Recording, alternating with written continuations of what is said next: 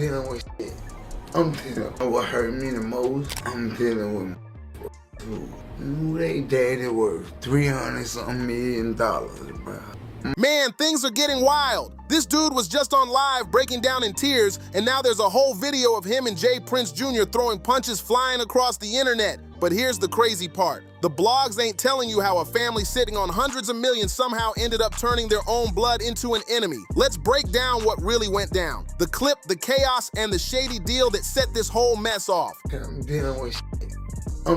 Right now, as you're watching this, that same clip is blowing up everywhere. It's spreading across every social media platform, and the whole hip-hop scene can't stop talking about it. The footage shows Finesse2Tymes and JPrinceJr, two guys who were supposed to be stacking money together, running business moves side by side, getting caught up in a straight-up brawl. It's wild to see how fast their so-called partnership burned down in flames. Whatever respect or brotherhood they had, gone just like that. My mama and dad ain't never been worth 10,000. I did all this. Rob, kill, stole, deceive. And what's even crazier is that this beef didn't just come out of nowhere. There's been smoke between them for years. From 2023 to 2025, clips been popping up showing them almost coming to blows at dice games, their people snatching chains, and heated arguments that nearly turned into an all-out street war. Every time folks thought they were cooling off, boom, something else blew up. Back in 2024, things got so heated that OG Boo Dirty had to literally jump in between Finesse and JPrinceJr just to stop it from going totally off the rails. Every single run-in they had was like a warning shot. Clear for everyone in the game to see, but impossible to slow down. And now, with this new footage tearing through the internet, the whole situation has exploded in a way nobody saw coming. Fought, died, lied, just speak right. You got me fucked up.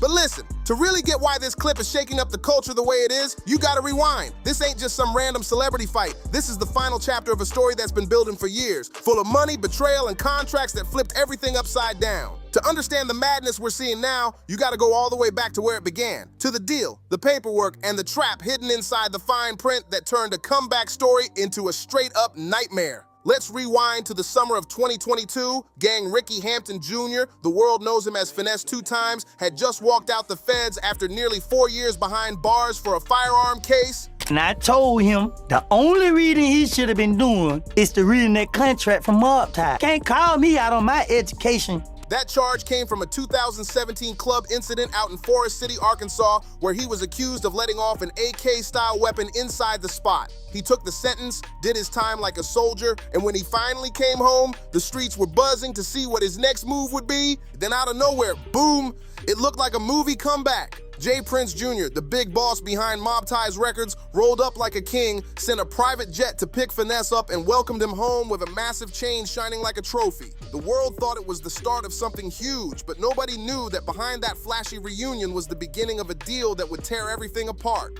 When you just sat right there and turned yourself into a slave, buddy. Read your own contract before signing the life. It didn't take a rocket science to figure out there was a bad contract. They rolled out the red carpet for him like royalty, like the king had finally come home. It looked like the start of something legendary, like every struggle, every setback was finally about to pay off in the biggest way possible. And this wasn't some small-time label move either.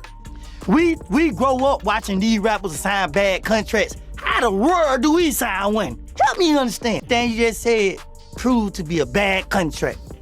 Mob-Tie's Records was officially linked up with the iconic Rap-A-Lot Records, the powerhouse that JPrinceJr. Founded back in 1986, Rap-A-Lot isn't just a name, it's history. It's the same Houston label that brought the world legends like the Ghetto Boys, Scarface, and Bun B from UGK, artists who completely shifted the direction of Southern hip-hop forever. So when Finesse2Tymes signed that deal, he wasn't just putting his name on a contract with a regular label, he was stepping into an empire. You can't, see the problem with Finesse is, you can't come over here and try to make me illiterate, however you pronounce it. An empire that's been running the game for nearly 40 years, built off a mix of power, loyalty, and respect, the kind that makes people in the industry salute you or stay far away. But this is exactly where the fairy tale flips into a full-blown nightmare. According to a leaked document that surfaced from Rap Intel in mid-January 2026, that contract wasn't the golden ticket everyone thought it was. Insiders and lawyers have been calling it straight up predatory. The numbers were shocking. The deal allegedly split profits 35% to Finesse, 35% to Mob Ties, and the remaining 30% going straight to JPrince's entertainment, known as JPE. And it didn't stop there. This wasn't just about album money, not even close. That split reached into everything. Foreign royalties, merch, touring revenue, and every dime tied to Finesse's name, voice, or image. Basically, any cash he made from any corner of the industry was getting sliced up before it ever hit his hands. What looked like a dream deal on the surface was really a trap dressed up in luxury. And once he signed, there was no easy way out. Here's the real shocker. At least I can comprehend. See, you reading. If that kid can read, he reading. What's the purpose of reading if you can't comprehend? I rather comprehend than know how to read. The part that had everybody heated when the paperwork leaked. JPE, the label tied to the Prince family, didn't just take a slice of the profits, they kept full control over every business move. That means even though the deal was sold as a partnership, Finesse2Tymes had zero real power. The Prince family held the keys, calling every shot, every decision, every dollar move. Then came January 2026, and things hit a breaking point for real. During a viral live stream, Finesse had a raw, emotional moment in front of thousands of people watching live. You could see the pain all over his face as he talked about dropping 2 full projects with almost no push from the label. He said he had to spend 10 to 15 grand out of his own pocket per video just to keep the visuals rolling. And if that wasn't enough, he revealed that Mob Ties was even shutting down huge show offers, gigs that could have bagged him between $10 and $20 million total. That's life-changing money he never got the chance to touch. I was in a shoe, and when I used to rap on the dough and shit, and it's like, man, you know Honeycomb from Alabama? I'm like, nah, man, but you like the third. The whole thing played out live, and everyone watching could feel that this was a man completely drained emotionally and financially. It wasn't just about the contract anymore. It was about loyalty, respect, and how deep betrayal can cut when it comes from people you thought had your back. Then came the moment that stopped everyone in their tracks. With his voice shaking, he dropped a line that hit harder than any punch. You know what hurt me the most? You could hear the heartbreak before he even finished the sentence. And when he did, it flipped the whole story into something way bigger than just business gone bad. Let that sink in for a second. He's straight up talking about the very people who control his entire career, the ones sitting on generational money. They just see it like Honeycomb from Alabama. They're like, yeah, man, check him out when you get out. Ooh, when you get out, man, he hard, man. You will really like him, man. While he's out here grinding for every dollar he earns, that contrast he painted between $300 million and $10,000 says it all. Those two numbers tell the entire story, the power gap, the frustration, the hunger. And as he kept talking, you could feel how deep the pain ran, like he was carrying every sacrifice he ever made just to stand where he's at. You remind me so much, honey, y'all just like, you know, so when I got to Atlanta, JR House, they had phones. So I was seeing it. So this the Honeycomb nigga they was talking about. Those words hit heavy, like a freight train running through the truth. Here's a man who literally came from the ground up, survived the system, risked his freedom, his body, and his sanity to make something out of nothing. He fought for his dream, only to realize the people controlling his destiny were folks born into comfort, kids who grew up under a family name worth $300 million. That realization cut deep because it wasn't just about money anymore. It was about respect, fairness, and the feeling of being trapped inside a system that was never built for him to win. So I reached out to him, like he with me. So I reached out, I seen it. You know what I'm saying? My guys and shit, they were like, bro, what you like, he always posting shit. So I reached out, we chopped it up, and it was what it was. And what makes it worse is that this ain't the first time the Prince family's been called out. Their name's been floating around hip-hop circles for years when it comes to these kinds of claims. Artists like Zero have spoken up about their experiences under the Rap-A-Lot banner. Stories full of tension, control, and what folks in the streets quietly call insurance policies and intimidation tactics. It's been an open secret for decades, whispered about in every city that knows the Prince name carries both power and fear. Like I said, bro, I ain't gonna lie, bro fuck me in jail. Bro, fuck with me in jail. I ain't gonna never put no cap. it out, bro. Like, it is what it is. Online, people joke with memes and stories, but underneath all that humor, there's real fear. Folks know that stepping wrong around that family could bring serious consequences, and nobody wants that smoke. Finesse2Tymes even said he'd be willing to drop 5 full albums just to buy his way out of that deal. That right there shows you how deep the desperation goes when freedom means more than the fame, the charts, or the money. Finesse2Tymes didn't hold back. Christian with me like my man, but he on the phone, he want me to Zelle. I don't even know what the Zelle is. I don't know what it's like. He accused JPrinceJr of dodging real talks, setting up fake meetings just to waste time, and blowing stacks on luxury, while his own artist was out here struggling just to keep the lights on. At 33 years old with 10 kids depending on him, that kind of stress hits different. The man was carrying the weight of a whole family while trying to survive a system built to drain him dry. Then came Lil Woody's sit-down on Vlad TV, and that interview sent shockwaves through the culture. He like, but can you go and send a name? And when I wasn't able to do it, when he wanted me to do it, it became a show. So it wasn't like I didn't want to do it. Woody broke down just how wild this situation looked from the outside, and he didn't sugarcoat a thing. He came straight for Finesse, saying the Memphis rapper could have avoided all this drama if he just made one simple move that could have saved him from the mess completely. But Woody wasn't finished, not even close. He flipped the whole reading challenge debate right back at Finesse with one of the coldest lines anyone's dropped in an interview all year. What's weird is, yeah, you had the situation where Honeycomb Brazy was saying mob ties. He was like, and he was staying loyal to Finesse2Tymes while he was locked up. The crowd watching online went silent because he said what everyone else was thinking but didn't dare say out loud. Then he drove it home even harder, saying the red flags in that contract were so obvious that anyone from the streets should have seen the setup coming. No fancy degree needed, no industry insider knowledge, just common sense and street awareness.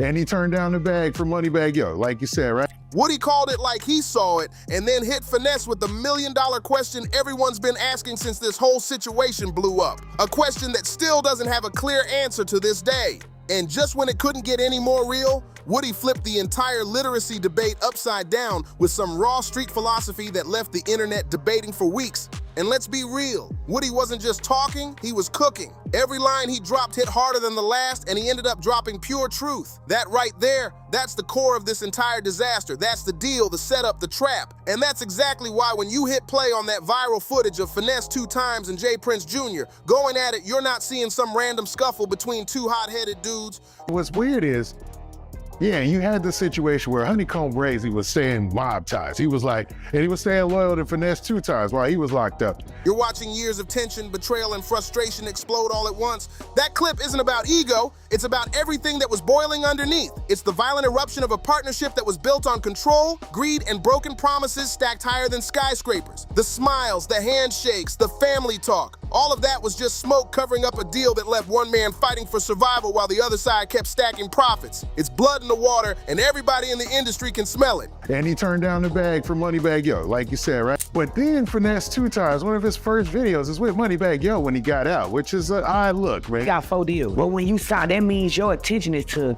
And if that contract was the disease, then what came next was the infection spreading everywhere. The drama started eating through every bond Finesse ever built. Alliances that were formed in the trenches started falling apart. The chaos didn't just stay between him and JPrinceJr, it started pulling in people who had nothing to do with the original beef. Innocent folks got dragged into a war they never agreed to fight in. You hyena, you just feeding at the mouth for some green, some money. Now, your problem gonna be Finesse. Now, it ain't gonna even excite you no more. Your life gonna be miserable because guess what? This mob tie situation turned into a chain reaction, sparking new beefs, new feuds, and new confrontations that left the whole scene in flames. It became one of the wildest, most unpredictable chapters in Finesse's entire life. And when the dust started to settle, no relationship took a harder, more public hit than the one between Finesse2Tymes and his former label mate, Honeycomb Brazy. That fallout hit different because it wasn't just business anymore, it was personal. It's a lot going on down there in Houston. The club scene's been torn apart. To really understand how this whole beef between Finesse2Tymes and Honeycomb Brazy spiraled out of control, you gotta rewind and see how it all began. Their story didn't start in studios or record label offices. It started behind the walls in the system where a lot of Southern rap connections are born. Back then, Honeycomb Brazy was locked up on a 2021 case tied to a tragic shooting that claimed the lives of his grandparents, while Finesse was sitting on his own federal time. Telling everybody right now, Whack 100 got a clean slate. If you out there doing foul, crooked shit, leave me alone. I will expose you. I am an exposer.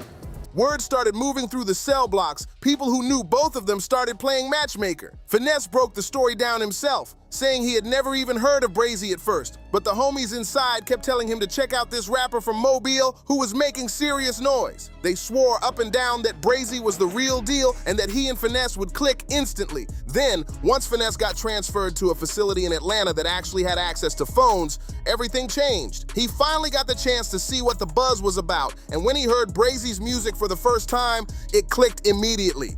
So if you knew that I was trafficking heroin, you'd be happy to get me caught up? That mean I'm a snitch? No, idiot. But you just snitched on him, right? How? Well, I guess snitching on alleged snitching. How? You just made it sound as if like... The two started building a real connection through calls and messages, and everyone around them could see the bond forming for real. Finesse's own circle later confirmed that the love between them wasn't for show. It was genuine, straight from the heart. Brazy had shown Finesse nothing but solid support while they were both behind bars. And that kind of loyalty meant everything in their world. Two Southern street rappers, both cut from the same raw cloth, recognizing real in each other and building a brotherhood through one of the hardest environments imaginable. It started with respect, loyalty, and music, long before any fame, money, or drama ever entered the picture. Their bond was built on mutual respect and shared struggle, real loyalty that came from surviving the same kind of pain. Honeycomb Brazy held it down for Finesse2Tymes while he was still locked up, standing solid every step of the way. He even turned down a $40,000 feature from Moneybagg Yo just to stay loyal to Finesse. That's how deep the respect ran. On top of that, Brazy even sent him $1,500 out of his own pocket while he was still behind bars. Think about that. When a man sitting in a cell takes money meant for his own family and sends it to help another brother, that gesture speaks louder than words or dollar signs ever could. But when Finesse finally touched down in 2022, everything flipped upside down almost instantly.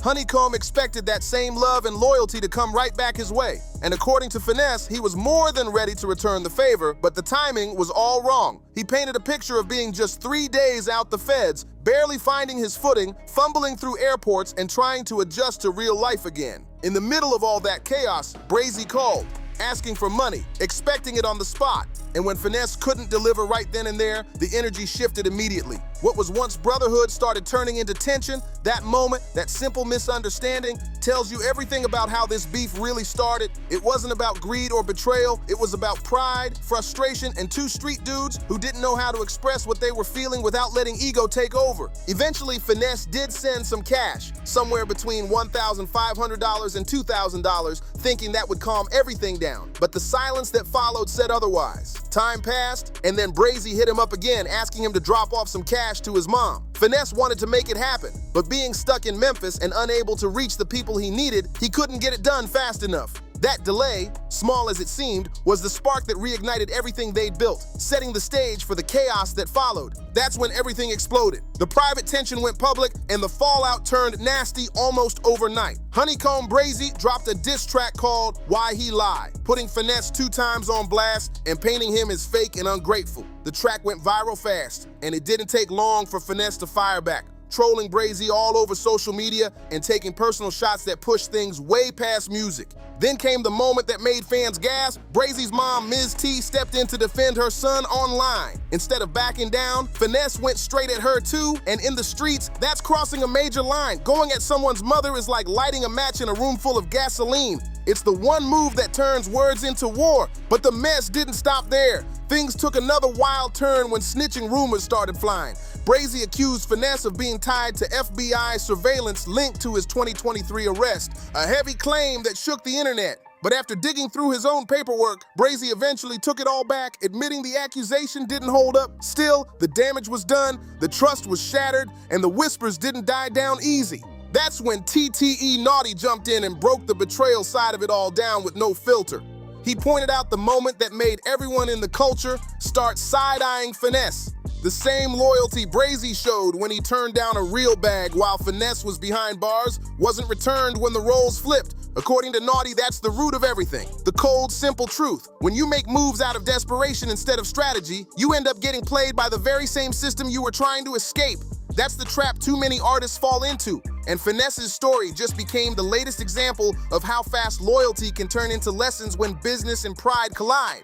Naughty was spitting straight truth with that one. No sugarcoating, no holding back, just pure reality. But then, out of nowhere, the whole story flipped in a way nobody saw coming. After all the diss tracks, the back and forth disrespect, and the snitching rumors flying everywhere, Finesse2Tymes and Honeycomb Brazy actually squashed their beef by the end of 2025. Yeah, you heard that right. The two men who'd been throwing shots for months finally came together. And the reason behind it was both simple and heartbreaking. They finally realized they weren't each other's enemies. They'd been fighting the wrong war. The real opposition wasn't in the streets, it was in the label boardrooms that had been playing both sides the entire time.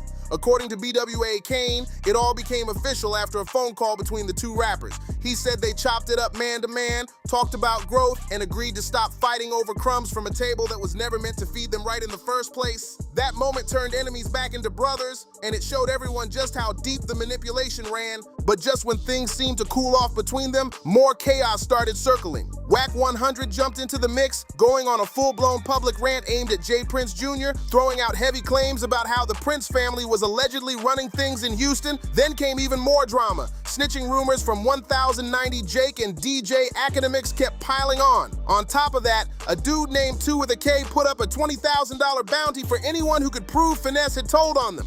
Wild. And just when people thought it couldn't get any crazier, a Memphis Crip named Shady went viral, claiming he was part of the paperwork tied to the situation. Meanwhile, Finesse was still battling the system head-on, with drug busts in September 2025, October 2025, and January 2026, all while going toe-to-toe with the label, his old crew, and the internet's judgment all at once. By this point, the blood was in the water, and every shark in the industry could smell it. The noise around the Prince family's empire got louder, but their silence, louder than ever.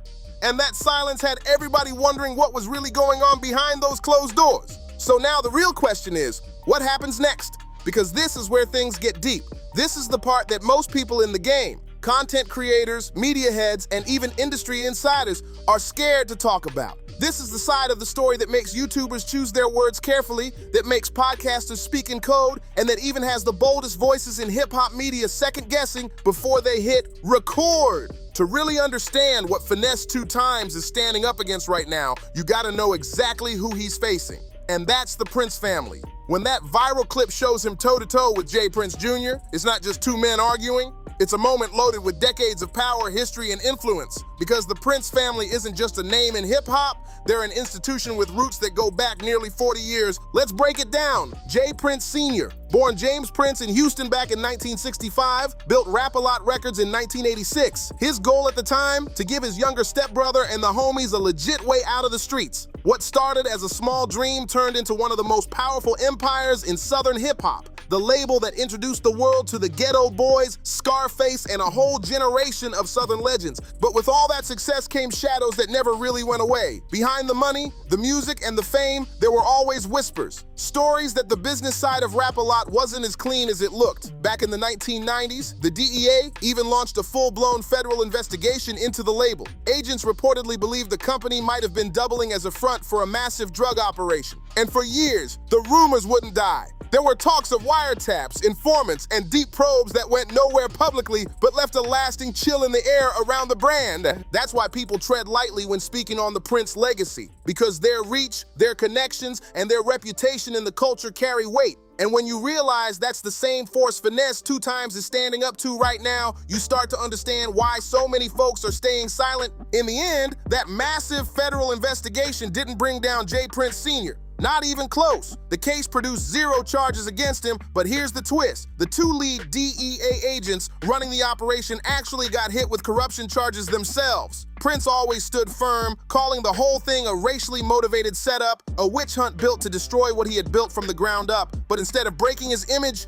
the outcome made his legend even stronger. It cemented him as the man who walked through fire and came out untouchable, a figure both respected and feared in equal measure. His son, JPrinceJr, picked up that torch and carried the family name into a new era, inheriting not just the empire, but also the mystique that came with it. Jr. first made major industry noise back in 2007 when he discovered Drake on MySpace. He was the one who connected Drake with Lil Wayne, setting up the move that landed Drizzy his deal with Young Money. That single introduction changed the whole direction of hip-hop. It later led to a 2012 lawsuit where JPrince, Jr.'s brother, sued Cash Money Records for unpaid royalties, and he walked away with a reported $11 million settlement. So when you hear the name JPrinceJr, you're not just hearing about another label exec. You're hearing the name of a man moving with generational weight. Every step he takes carries the legacy and power of a family that's been shaping the culture for decades. But the shadows around Jr. stretch far beyond the business world family. On November 1st, 2022, tragedy struck. Migos rapper Takeoff was shot and killed at a private event in Houston hosted by JPrinceJr. The footage from that night showed Jr. walking past Takeoff's body, and the internet erupted.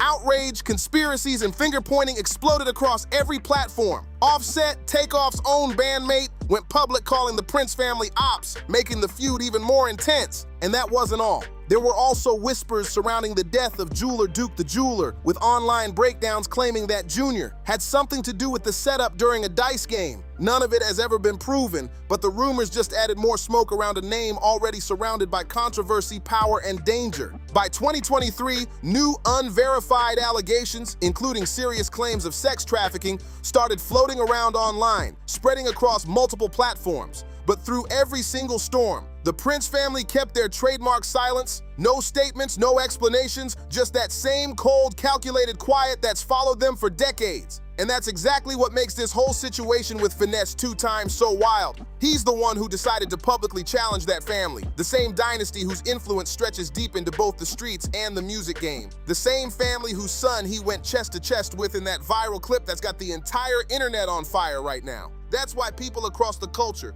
fans, insiders, and media alike are all watching this unfold in silence, barely breathing. The tension is real. Even Wack 100 jumped into the conversation, breaking down what he believes is really going on down in Houston. He connected dots between the Prince family's moves, their business structure, and the bigger picture that nobody else wants to say out loud. Then Wack dropped the bomb. He asked the same question that's been on everyone's mind, but nobody's dared to speak publicly. He made it personal, declaring that he was done keeping quiet about people in the industry who move in ways that don't line up with the image they project. The moment the host tried to challenge him on the optics, things got heated. The back and forth turned intense fast, shining a light on the contradictions that the entire hip-hop world struggles with, especially when it comes to the snitch label and how selective the culture can be about who gets judged for it. And through all this chaos, as of February 2026, JPrinceJr. still hasn't said a word. No response to Finesse's public breakdowns, no comment on the viral footage, no acknowledgement of any accusations, nothing. In both the streets and the industry, that kind of silence says everything. It carries weight that words can't match, the type of quiet that makes everyone nervous about what might come next. For Finesse2Tymes, the stakes have never been higher. He's dealing with mounting legal issues, supervised release violations, multiple drug-related charges, and federal eyes watching his every move. And now add a public physical altercation with JPrinceJr. into the mix. That's not just tension anymore. That's danger circling from every direction. That clip caught on camera could be the one thing that puts Finesse2Tymes right back behind those walls, and everybody knows it. Fans are flooding his comments, begging him to lawyer up, to fight for his freedom, to finally break loose from the grip that's been holding him down. But here's the cold truth. As long as that contract with his name on it is sitting in some label filing cabinet, as long as JPrinceJr. still controls his catalog, his moves, and his money, and as long as the Prince family's empire continues to cast its long, dark shadow over Houston's rap scene like a storm that just won't fade, Finesse is still stuck in a fight that no amount of viral fame can fix. No matter how many views that footage racks up, it can't erase the real battle happening behind the scenes.